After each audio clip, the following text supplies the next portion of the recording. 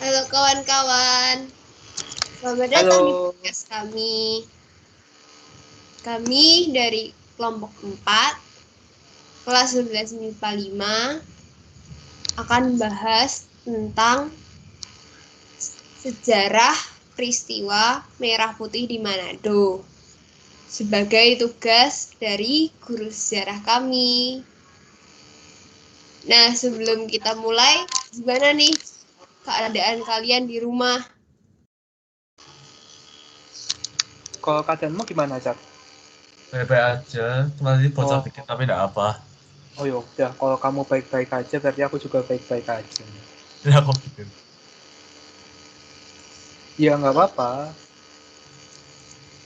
Oke, gimana sih rasanya kalian selama belajar di rumah ini? Merasa tertekan ataukah sangat santai?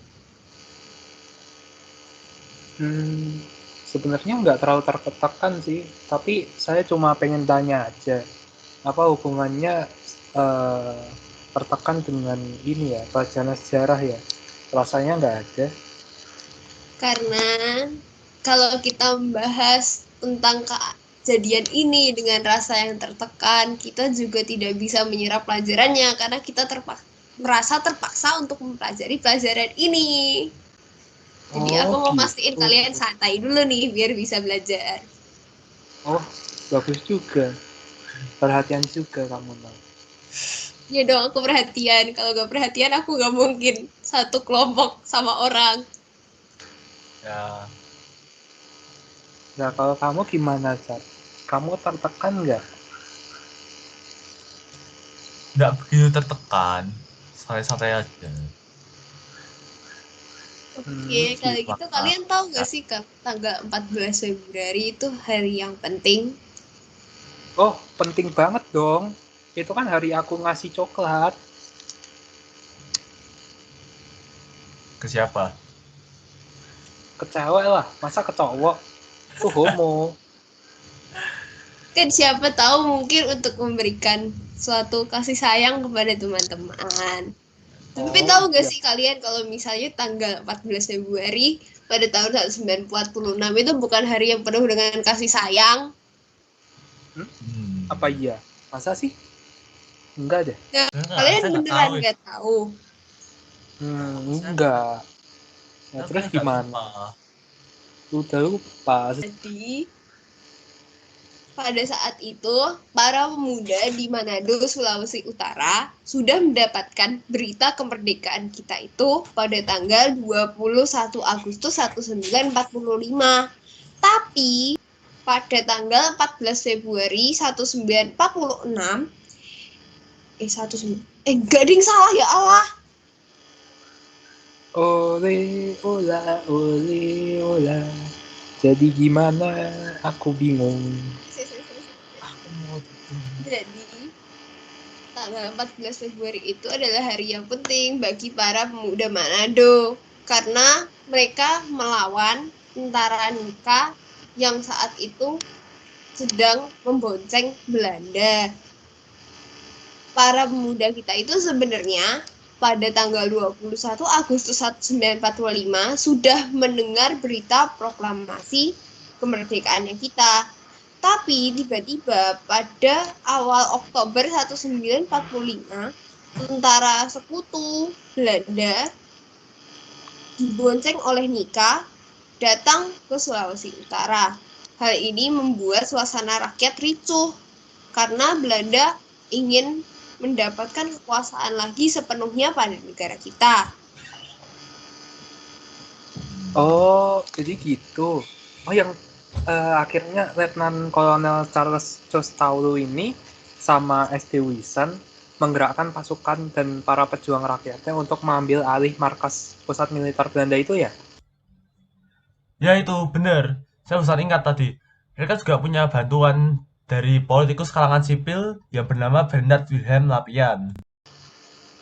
Oh, yang oh ternyata yang 14 Februari itu jadi puncak penyerbuannya itu ya.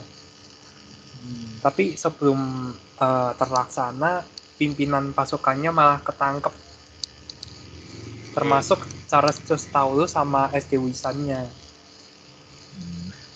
Tapi Tapi untungnya Mambi Runtuk Kahu berhasil membebaskan. Ya emangnya mampir untuk kau siapa? Pak, Mambi Runtuk Kahu itu adalah habis kan ditangkap kan apa itu pemimpinnya.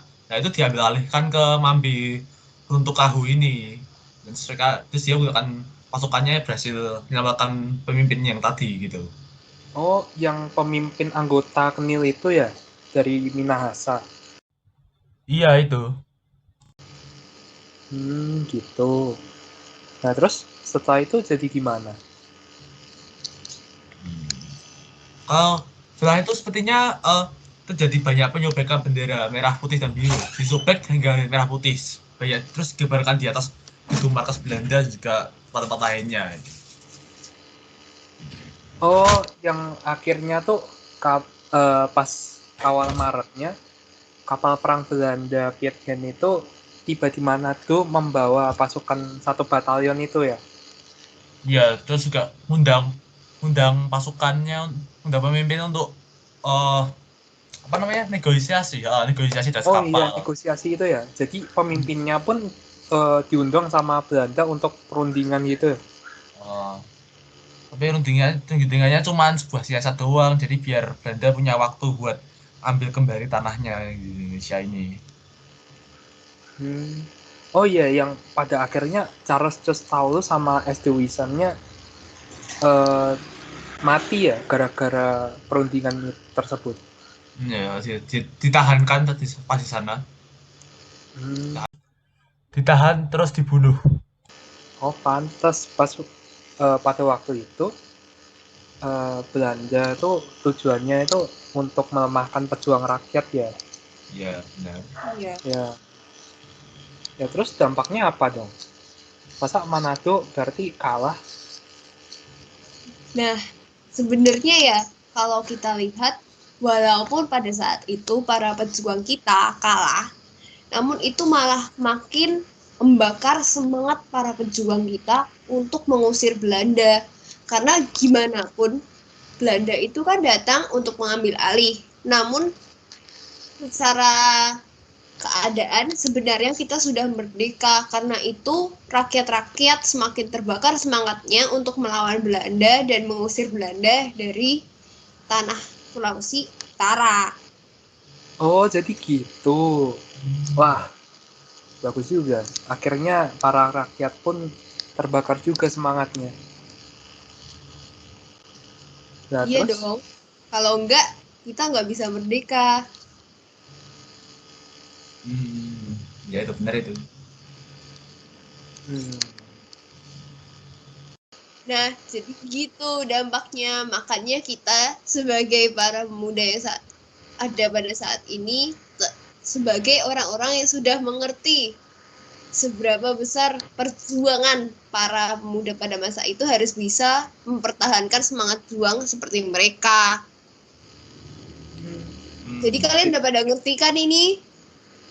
Oh tentu saja dong. Kita semakin mengerti, kita semakin paham dong tentang sejarahnya. Kalau kamu gimana, Cak? Saya juga sudah paham kok. Sudah tambah tebakan cinta ke dalam negara saya. Terutama cinta pada tanggal 14 Februari. Oke, oke. Nah, karena sepertinya aku udah mau pergi nih. Kita udahin aja ya acara podcastnya. Oh iya, gak apa-apa. Oke, untuk teman-teman, terima kasih sudah mendengarkan acara podcast kami yang membahas tentang peristiwa Merah Putih di Manado. Sekarang, saya Noreko dari kelas MIPA 5, absen 27 pamit undur diri. Saya Denis Roy Teguh, absen 7, pamit undur diri juga. Saya Richard Tatan Wijaya, absen 30 juga undur diri. Terima kasih sudah mendengarkan. Dadah. Terima kasih. Dadah.